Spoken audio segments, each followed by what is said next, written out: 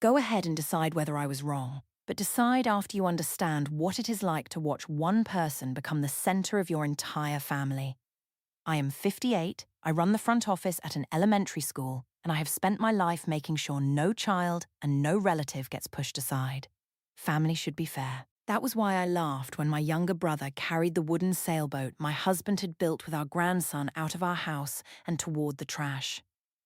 Daniel sat on the porch step with his work glasses in one hand and his head in the other, acting as if a toy boat were the only thing holding us together. Darren said he was ending the way Daniel bought the children's love, and I let him do it because someone had to break that hold. When our son came up the driveway carrying the boat back in, I still believed he would understand why I had finally taken control. My name is Miriam Cole. For 21 years, I have managed the front office at Bellwood Elementary. I know which child needs a quiet chair before the nurse arrives, which parent always forgets a permission slip, and which teacher says she is fine when she is about to cry. I keep lists because lists do not leave people out. 4 late buses, 11 lunch changes, 2 children waiting after dismissal. Once I count a problem, I can solve it. Daniel never worked that way. He could look at a warped cabinet door, run his thumb along the edge, and know where the pressure was. He spent 34 years as a cabinet maker and taught evening shop classes at the community college. He did not need lists. He needed a bench, a pencil, and enough silence to hear the wood. We had been married 36 years.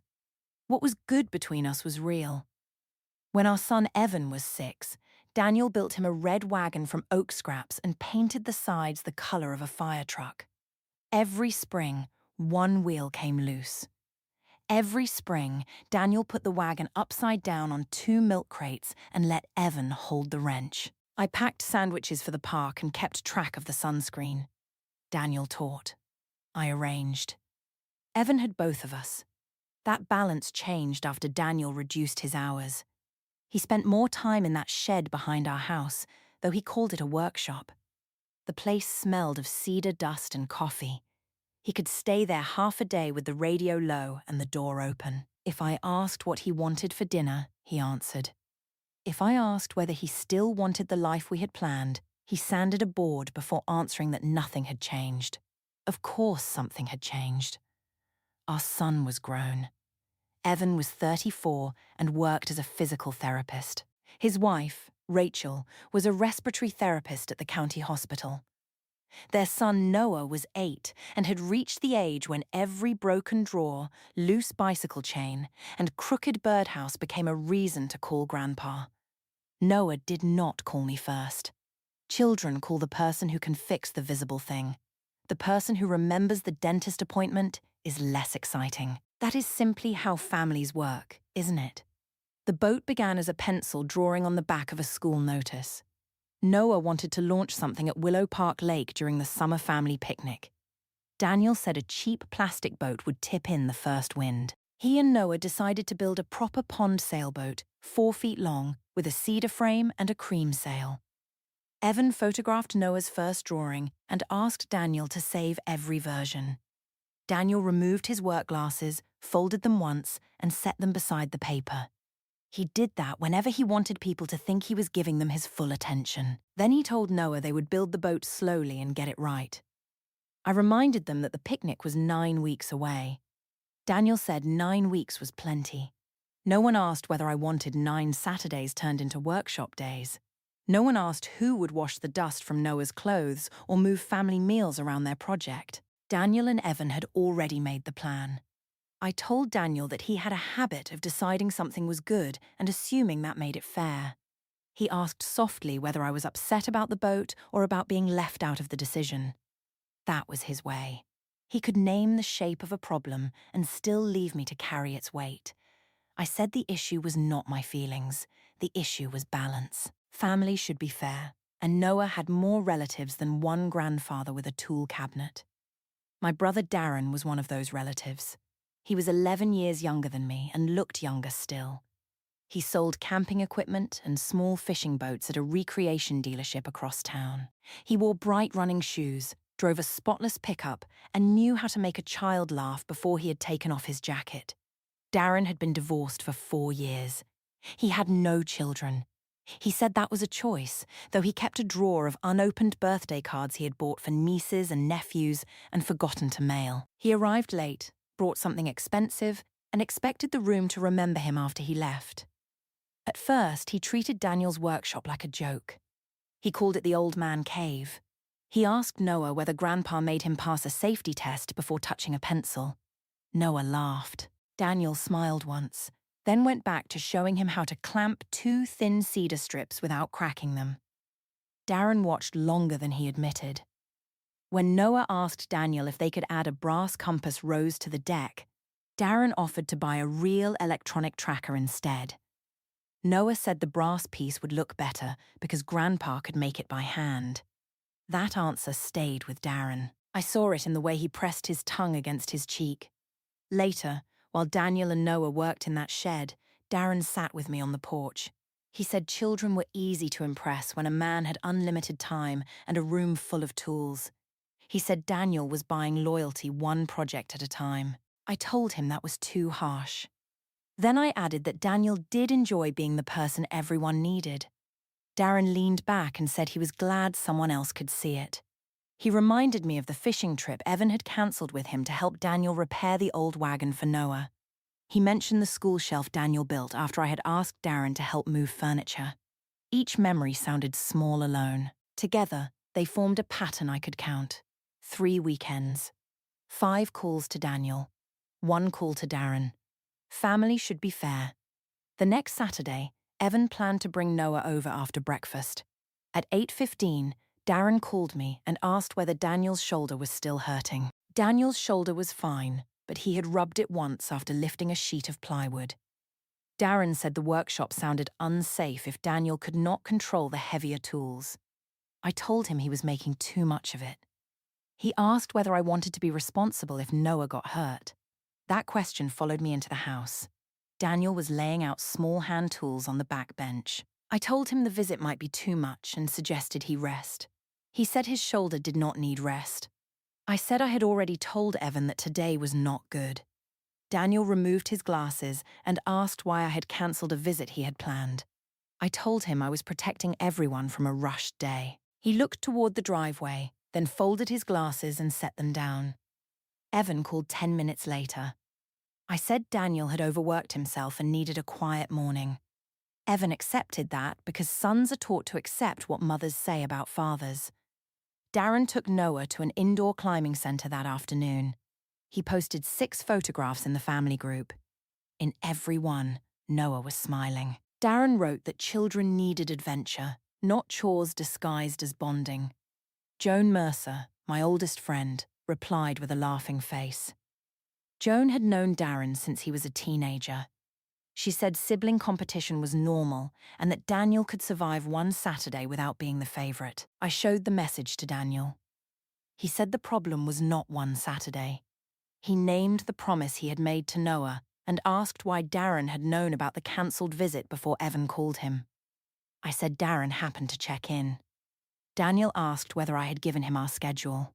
I told him families shared schedules all the time. He wanted everything to sound suspicious because he could not stand not being chosen. He did not answer. He put his glasses back on and carried the tools into that shed. The boat grew in stages. Daniel steamed the cedar strips over an old kettle and curved them around the frame. Noah sanded the edges with both hands. I found pale dust in his shoes, in the cuffs of his jeans, and once inside the pocket of my washing machine.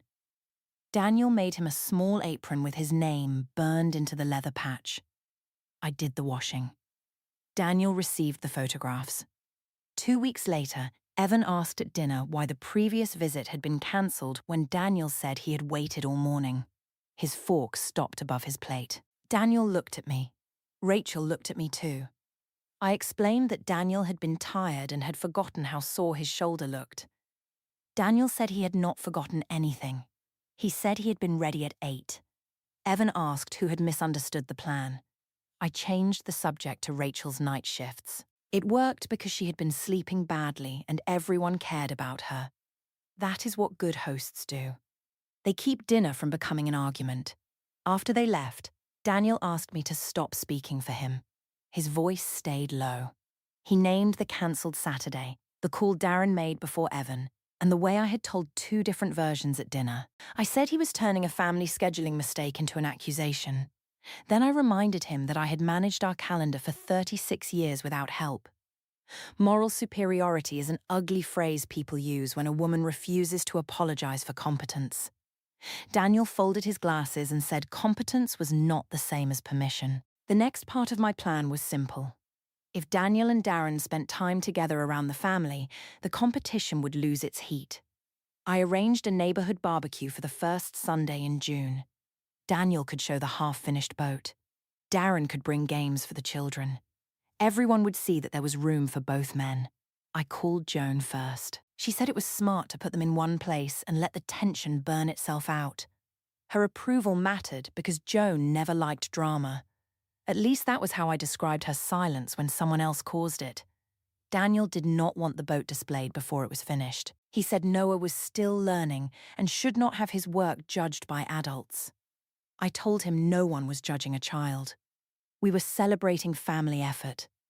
Darren arrived with a portable speaker and a bag of water balloons. The children ran toward him before he reached the porch. He looked at Daniel as if that proved something. The boat rested on two padded stands near the open workshop door. Even unfinished, it was beautiful. The cedar strips formed a clean, narrow hull. Daniel had fitted a small deck hatch, and Noah's initials were penciled beneath it where the varnish would later seal them in. Neighbors gathered around. Mr. Alvarez from across the street ran one finger above the wood without touching it. He had worked construction for 40 years and knew what careful labor looked like. He asked Noah which part he had made. Noah pointed to the deck hatch and explained how Grandpa had let him cut the first piece twice because the first one was crooked. Darren laughed and said most children would prefer a boat from a store that actually floated. A few people smiled. I smiled too, because the remark was supposed to keep Daniel humble. Daniel said the boat would float after the keel and mast were fitted. Darren asked whether Noah would need another 9 Saturdays before Grandpa allowed him to have fun. I stepped in and told everyone that Daniel believed childhood should come with instructions. Darren believed children should breathe. The line sounded clever. Joan laughed first. 2 neighbors followed because a host's joke is easier to accept than challenge. Daniel removed his glasses. He folded them once and placed them on the boat stand. The movement was slow enough that the nearby conversations thinned. He asked me whether I truly believed the time Noah spent building was not fun. I said not every child wanted to become an old man before middle school.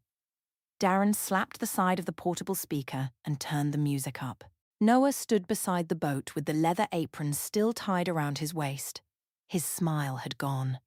For 1 second, the gathering looked different. Daniel was not guarding a toy. He was standing between a child and adults who had made the child's pride sound foolish. I picked up a tray of drinks and asked who needed lemonade. The door closed as easily as that. Later, Daniel discovered that the brass finial for the mast was missing from the labelled box. Darren had been near the bench. I had seen him roll the small piece between his fingers and slip his hand into his jacket. I assumed he planned to return it after a joke. Daniel asked if I had moved it. I said he misplaced things when he became too focused. He looked at the empty outline in the foam where the brass part had rested.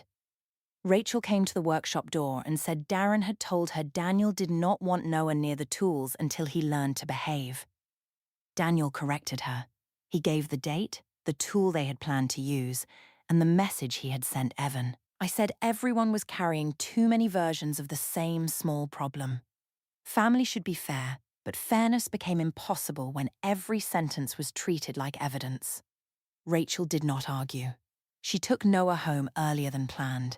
Joan stayed to help stack cups. She usually remained for coffee. That evening, she checked the time twice and said her dog had been alone too long. Her laugh had become shorter after the boat scene, but I blamed the heat. Daniel found the brass finial in the mailbox the next morning. No note. No explanation. He set it on the table beside my keys. He asked whether Darren had taken it. I said I had not seen him do that. That answer was technically true. I had seen his hand close around it. I had not seen the moment it entered his pocket. Daniel kept his eyes on me for several seconds. Then he put the finial in his shirt pocket and went back to that shed. Over the next 2 weeks, the family calendar became harder to manage. A park visit moved from Tuesday to Thursday, then disappeared. Evan believed Daniel needed to attend a supplier meeting. Daniel believed Noah had a school event. Darren knew about both explanations because I had asked him to help find a day that worked. He told me he was not creating confusion. He was proving that Daniel's bond with Noah depended on constant access. If a few visits were missed and the child stopped asking for the workshop, then the relationship had never been as deep as everyone claimed. I did not like the way he said it. I told him Noah was not part of an experiment. Darren said Daniel had made him one first. That was the grievance I understood. Darren had spent his life arriving in rooms where Daniel already had a useful role. When our mother needed a ramp, Daniel built it. When Evan needed help buying his first car, Daniel inspected it. When Noah wanted a boat, Daniel had the answer before Darren heard the question. Darren was always invited. Daniel was always needed. There is a difference, and people pretend there is not. One Friday, Noah sat at our dining table drawing the sail. He wanted a blue number 8 because that was his age. Daniel suggested a cream sail with one small blue stripe so the boat would be easy to see across the lake. Noah pressed his crayon hard enough to break it. Then he said Uncle Darren believed Grandpa used projects to buy love. The room became quiet. Daniel took off his glasses and folded them. Evan looked toward Darren, who was leaning against the counter with a soda. Not toward Daniel, toward Darren. Darren said children repeated all kinds of things. He asked Noah whether he had heard that exact sentence or made it up from adult talk. Noah's face changed. He looked as if he had failed a test he did not know he was taking. For a few seconds, I could see the sentence for what it was. It did not belong in an 8-year-old's mouth. It had Darren's rhythm. It had my fear inside it. Daniel had not built the boat to own Noah. Darren had placed adult jealousy in a child and waited for it to come back out. Then Daniel reached for Noah's broken crayon instead of answering me. That old anger returned. He could repair the small thing and leave me alone with the large one. I decided the boat had become too important. Without it, everyone might stop measuring love in hours at a workbench. I told Noah that adults sometimes said careless things and that no one was buying anyone. Then I asked him to choose another crayon. Evan asked Darren why he had discussed Daniel's motives with a child. Darren denied doing it directly. He said he might have mentioned that gifts were not the same as love. Daniel said the problem was no longer a missing boat part or a changed date. He listed the pattern: visits cancelled through other people, safety rumors with no accident, messages changed between father and son, and now a child repeating a grown man's resentment. His voice never rose. That made him sound colder than Darren, who filled the room with wounded explanations. I told Daniel he was building a case against my brother instead of trying to understand him. He said he was asking his wife to protect the children's relationships instead of ranking them. I offered a compromise. Darren would organize the launch gathering at our house. Daniel would finish the boat, but he would not control the guest list, schedule, or activities. We would all go to Willow Park together. No one man would own the day. Daniel asked whether Darren would be allowed near the boat without Noah present. I said that question proved how possessive he had become. Rachel gathered Noah's crayons and put them into his backpack. She told me they would decide later whether to attend. Her words were polite. Her hands moved fast. The next morning, Evan called twice. I let the first call ring because I was getting ready for work. On the second, he asked for a direct answer about the cancelled visits. I counted them aloud. 3 visits over 9 weeks. I reminded him that families survived larger disappointments. He said the number was 4 and asked who had told Daniel about the school event that did not exist. I said everyone was tired and suggested we discuss it after the launch. He asked whether Darren was still organizing the day. I said yes. Family should be fair. There was a pause. Then Evan said he would speak with Rachel. That was all. Darren threw himself into the launch plans. He ordered food, invited 2 cousins, and placed folding chairs across our front lawn. He wanted a short gathering at the house before everyone drove to Willow Park. He also wanted the boat displayed on the porch so people could see what all the trouble had been about. Daniel finished it 3 days before the launch. The hull shone a deep honey brown. A cream sail rose from the narrow deck, crossed by one blue stripe. The brass compass rose sat behind the mast.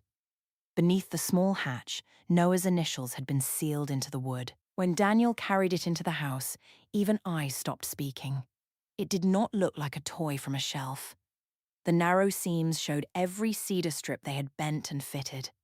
Noah's blue stripe dried a little unevenly near the bottom, and Daniel had left it that way. Daniel set it on the dining room table and removed his glasses. He asked me one final time to move the gathering away from Darren or cancel it. He said the day was supposed to belong to Noah, not to 2 grown men competing through him. I told him he was finally admitting there was a competition. He said there was one because Darren kept creating it and I kept giving him the rules. That was unfair. Daniel had spent years disappearing into useful work whenever marriage became uncomfortable. I told him exactly that. I said he could give a child 4 patient hours because cedar made sense, while his wife could ask one hard question and receive a sentence about dinner. He did not deny it. For once, he said I was right. He said his silence had made space for resentment, and he should have spoken sooner. Then he asked me not to use a true wound to excuse what I was choosing now. I shut the conversation down. I said the gathering would happen, Darren would attend, and the family would stop arranging itself around Daniel's moods. He folded his glasses and placed them beside the brass compass rose. He said if Darren touched Noah's boat, he would leave the gathering. I heard a bluff. Daniel heard himself draw a line. Those are not the same thing. The launch day was bright and windy. By noon, our lawn held 20 folding chairs, 2 coolers, and a table of food under a striped canopy. Neighbors came because they had watched the boat take shape through the open workshop door. My cousins came because Darren had told them the family was healing an old disagreement. Evan and Rachel were late. Noah was with them. I checked my phone at 12:10, 12:17, and 12:23. No message. Daniel sat on the porch step near the boat. He wore a blue work shirt and clean jeans. The repair box rested beside him in case the sail needed adjustment at the park. He did not greet Darren when my brother arrived carrying a plastic captain's hat. Darren placed the hat on his own head and asked whether Daniel planned to inspect every cloud before allowing the boat near water. A few cousins laughed. Mr. Alvarez did not. I told everyone to eat before we left. My plan was to keep the mood light, let Darren lead the games, and arrive at the lake as one family. Once the boat was on the water, the argument would look as foolish as it was. Darren walked around the sailboat and tapped the hull with one knuckle. Daniel asked him not to touch it. Darren said that was exactly the problem. He announced that Daniel treated a child's toy like a sacred object because it gave him power. Daniel stood. He did not move toward Darren. He took off his glasses, folded them, and put them in his shirt pocket. He asked me to tell my brother the boat belonged to Noah and was not part of their argument. Everyone looked at me. This was the choice Darren had been pushing toward for weeks. If I protected the boat, he would remain the extra man. If I let Daniel control the moment, every cancelled visit and every hard conversation would return to me. I had organized the day. I would decide what the family rewarded. I said the boat was part of the problem because Daniel had used it to make Noah worship him. Daniel's face did not change. That calm irritated me more than shouting would have. Darren asked whether I wanted him to remove the problem. Daniel told him no. I told him yes. The word came out clean. Darren lifted the boat from its padded stand. The mast swayed above his shoulder. Daniel took one step forward, then stopped when the sail brushed the porch rail. I laughed. It was not a small nervous laugh. I told everyone Daniel looked as if Darren were carrying away a family member. I said perhaps the children could finally visit without being assigned a project. Darren carried the boat down the porch steps and across the lawn toward the wheeled trash bin beside the driveway. His face was tight with triumph. He said a real relationship should survive without wooden bribes. Daniel sat down on the porch step. He pulled his glasses from his pocket but did not put them on. One hand closed around the frames. The other covered the top of his head. For 36 years, I had watched that man fix damaged roofs and nearly every practical problem our family placed before him. Now he sat still while my brother carried the finished boat toward the trash. I took out my phone. Joan had not come. She had sent a message that morning saying she did not feel well. I called once. No answer. I photographed Darren beside the bin with the boat in his arms. Then I posted it to the family group and wrote that the competition was over. I wanted Evan to see that I had restored balance before he arrived. Mr. Alvarez asked Darren not to put the mast under anything heavy. Darren told him the boat was junk and shoved it into the clean yard waste bin beside 2 bags of grass. The hull struck the rim. The mast fittings snapped loose. A white scrape appeared in the varnish. Daniel lowered his hand. He looked at me, not Darren. He asked whether I was satisfied. I told him the family would breathe more easily now. He nodded once. He became quieter. I became louder. I told the cousins that children needed people, not possessions. I told Mr. Alvarez that Daniel could build another boat if he cared so much. I told Darren we should start packing the food for the lake. Rachel's car turned into the street. I believed the timing was perfect.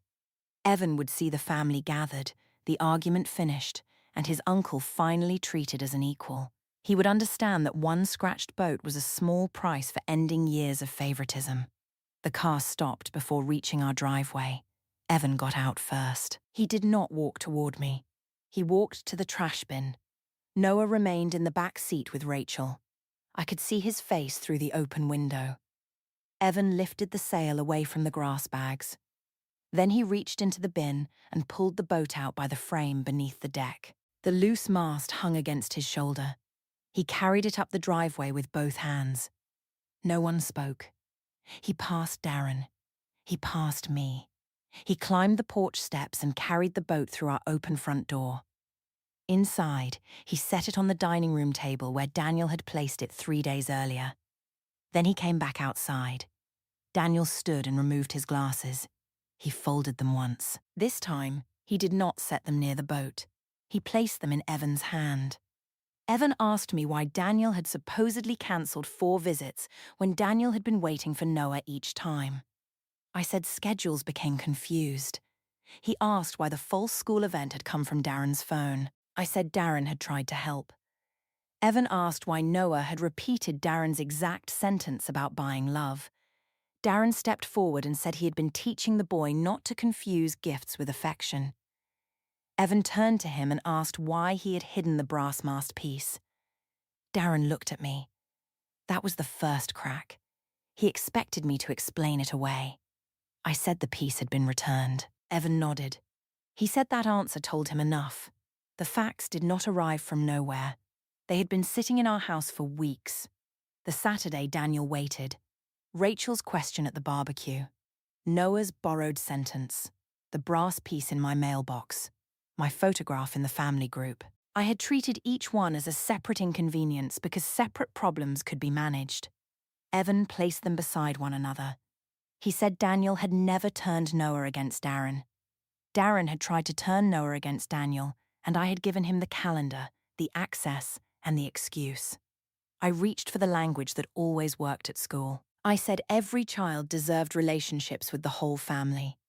Evan said Noah was not a reward to divide evenly between adults. Rachel got out of the car and opened Noah's door. She did not bring him onto the lawn.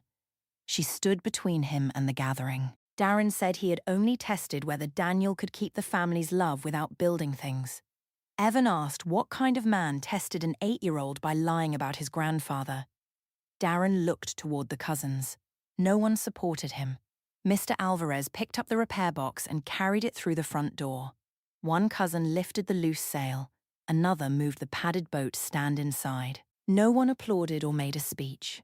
The folding chairs scraped the lawn as people moved out of Darren's way.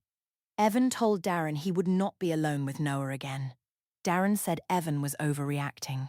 Evan repeated the boundary once. Darren removed the plastic captain's hat, threw it onto a chair, and walked to his pickup. He did not ask me to come with him. Daniel stood in front of me. Without his glasses, the lines around his eyes looked deeper. He said I had been right about one thing. He had used work to avoid conversations he did not know how to finish. He had left me alone inside parts of our marriage and expected cabinets, meals, and repaired doors to speak for him. I held on to that admission. I said we could finally discuss the real problem after everyone calmed down. He shook his head.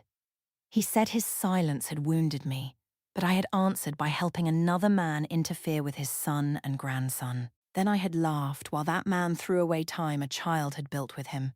He said he would not sleep under the same roof with someone who treated love as a contest she was allowed to rig. I told him he was choosing a boat over 36 years. He said I had chosen the contest. The boat only made it visible. Evan handed Daniel his glasses. Daniel put them on, went inside, and returned with the build notebook. Noah's drawings stuck out between the pages. He gave the notebook to Evan, picked up a small overnight bag from the hall closet, and walked toward Rachel's car. That bag had been packed before the gathering. Not as a trap. Not as a performance. Daniel had heard my final answer at the dining room table when I refused to move the event away from Darren. He had prepared only for the boundary he had already named. Noah stepped out of the car when Daniel reached it. Daniel crouched and told him the boat could be repaired. Noah asked whether they could still launch it. Daniel said yes, but not that day. The legal separation petition was filed the following week, and property mediation was scheduled for September. Daniel moved into Evan and Rachel's finished basement, where Noah left his small tool apron on the guest room door. Our joint household account became 2 separate accounts, and the automatic deposits I had managed for decades stopped arriving on Friday. Evan limited my visits with Noah to short meetings in public places, while Rachel handled every date in writing. Darren stopped answering after I blamed him for taking the boat too far, and the unopened birthday cards remained in his drawer. Mr. Alvarez told the neighbors exactly what he had watched from the lawn, so my version never became the accepted one. Joan finally called after 9 days. She said she had stayed home because the photograph from the barbecue had told her where the launch gathering was heading. I counted the days before she called. 9. I did not count how many times she let the phone ring first. Daniel and Noah repaired the scratched hull at the community college workshop. Evan helped fit a new mast collar. 3 weeks later, they launched the boat at Willow Park Lake. Rachel sent one photograph to the family group before leaving it. The cream sail leaned into the wind. The blue stripe was visible across the water. Noah ran along the bank while Daniel held the control line loose enough for him to learn. For years, everyone called me before a visit because I held the calendar. After Evan took it over, my phone stayed quiet through whole weekends. I still counted the visits that did not happen and the calls that went somewhere else. The numbers were accurate. They did nothing for me. The boat came back into the house. My husband did not.